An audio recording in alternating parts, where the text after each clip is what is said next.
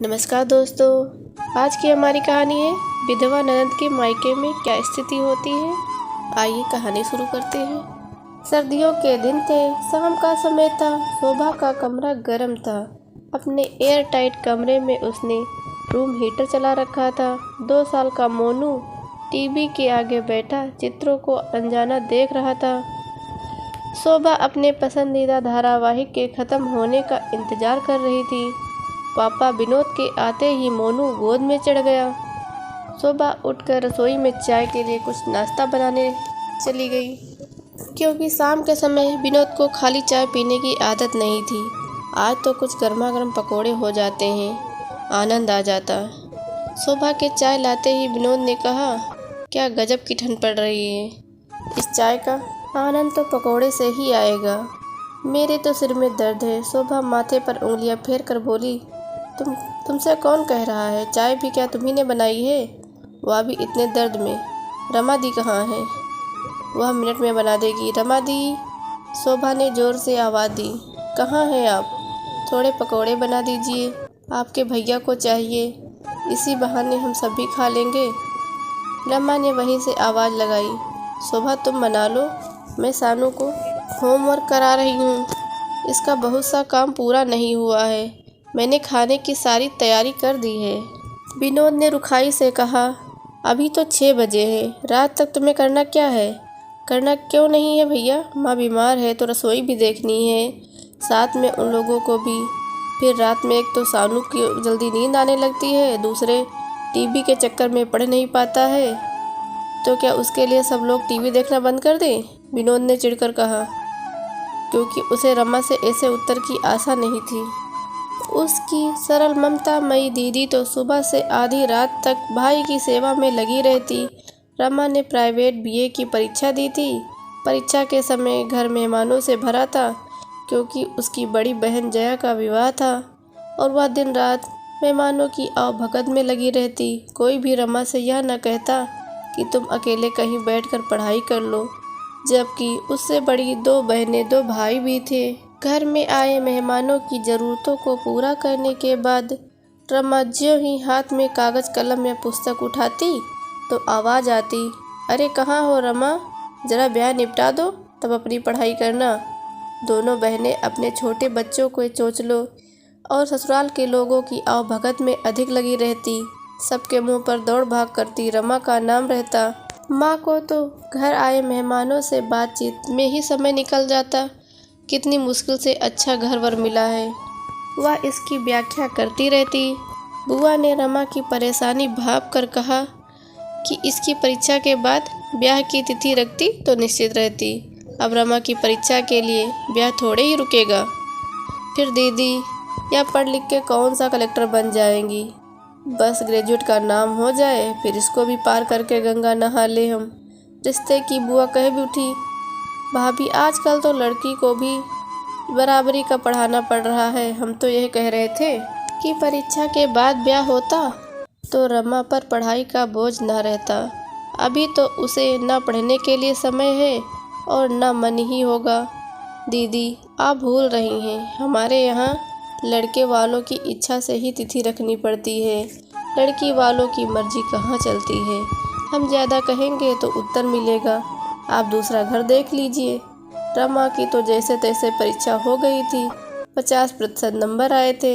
आगे पढ़ने का तो ना उत्साह रहा, ना सुविधा ही मिली और कहीं प्रवेश भी नहीं मिला। रमा के 3 वर्ष घर के काम करते, भाइयों के मन लायक भोजन नाश्ता बनाते बीत गए।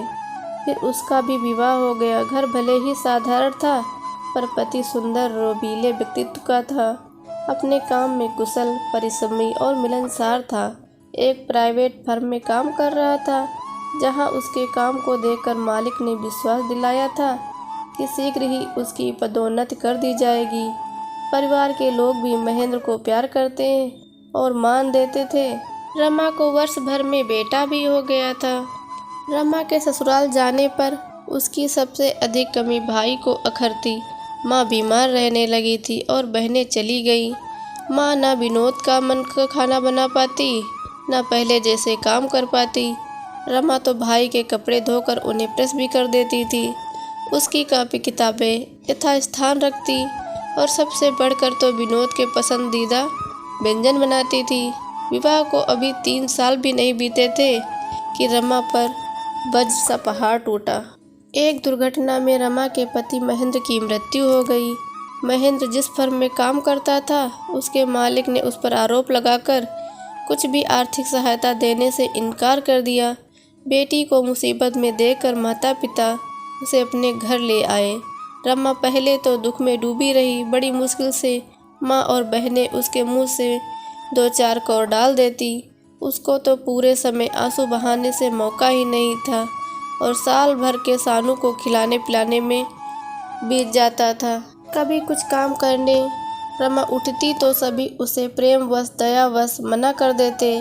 एक दिन ऐसे ही पगलाई हुई शून्य में ताकती मसली हुई बदरंग सी साड़ी पहने रमा बैठी थी कि माँ की एक पुरानी सहेली माया आ गई, जो अब दूसरे शहर में रहती थी। माया को देखते ही रमा दूसरे कमरे में चली गई, क्योंकि किसी भी परिचित को देखते ही उसके आंखों में आंसू बहने लगते थे। माँ ने कई बार आवाज़ दी, बेटी रमा देखो तो माया मौसी आई हैं। माँ के बुलाने पर भी जब रमा नहीं आई, तब मौसी स्वयं ही उसे पकड़कर सबके बीच ले आई और बहुत देर तक अपने से चिपटाए आंसू बहाती रही। कुछ देर में उन्हें लगा रमा से कुछ काम करने के लिए नहीं कहा जाता और न वह खुद में काम में हाथ लगाती है।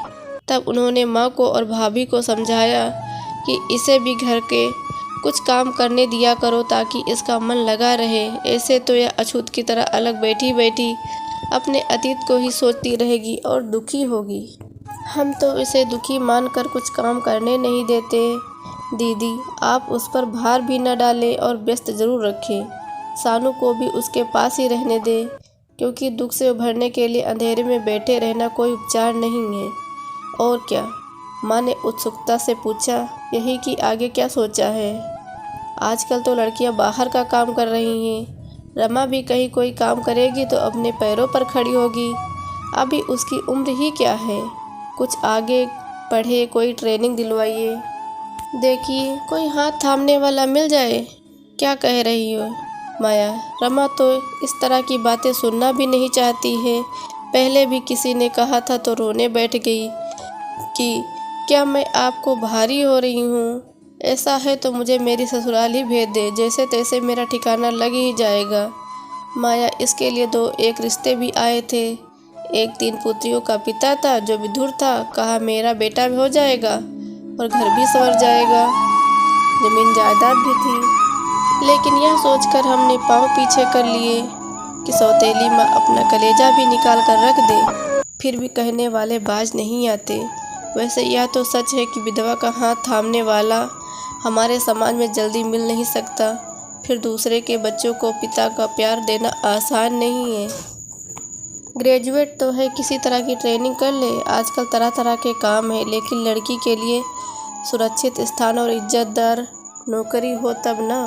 फिर उसका मन भी नहीं है, भाई भी पक्ष में नहीं है। एक के बाद एक कर 8 वर्ष बीत गए। रमा घर के काम में लगी रहती। गरम खाना, चाय, नाश्ता देना, घर की सफाई करना और सबके कपड़े धोकर उन्हें प्रेस करना उसका काम रहता।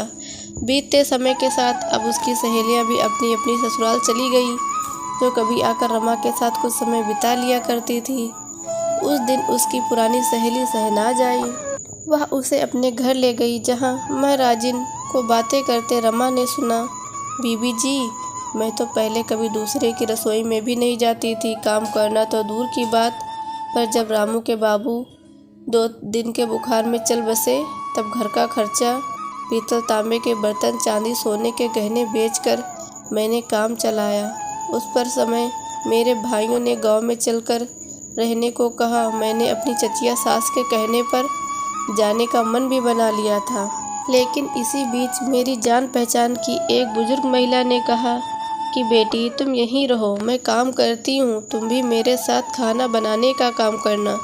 बेटी, काम कोई बुरा नहीं होता, काम का छोटा बड़ा नहीं होता। हम लोग बनाते और समझते भी हैं। मैं जानती हूँ कि गांव में तुम कोई काम नहीं कर पाओगी।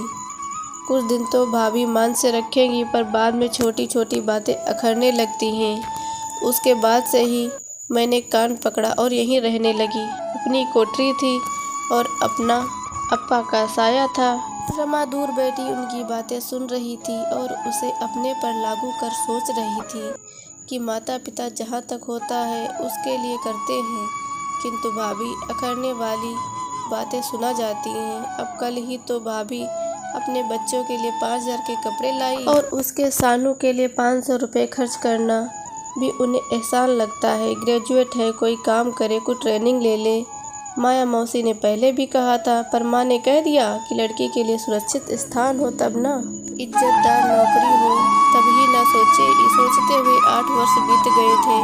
उसकी सहेली शहनाज कौर के पिता की कपड़ों की दुकान थी। पहले शहनाज भी अक्सर वहां बैठती और हिसाब किताब देखती थी।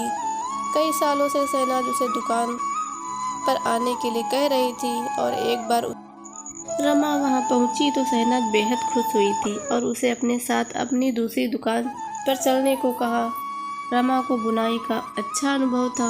किसी भी डिजाइन को देखकर पढ़कर वह बना लेने में कुशल थी। रमा ने वहां कुछ बताया भी और ऑर्डर भी लिए। शहनाज कौर ने उससे कहा, रमा एक बात कहूँ, बुरा तो नहीं मानूंगी? नहीं, कहो ना।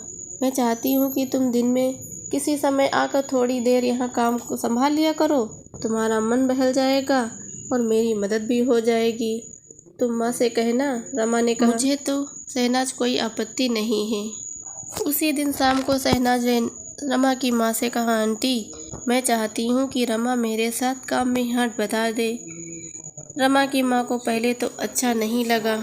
सोचा शायद इसे पैसे की कमी खटक रही है। अभी रमा की माँ सोच रही थी कि शहनाज बोल पड़ी, आंटी, इसका मन भी घर से बाहर निकलकर थोड़ा बहल जाएगा और मुझे अपने भरोसे की एक साथी मिल जाएगी।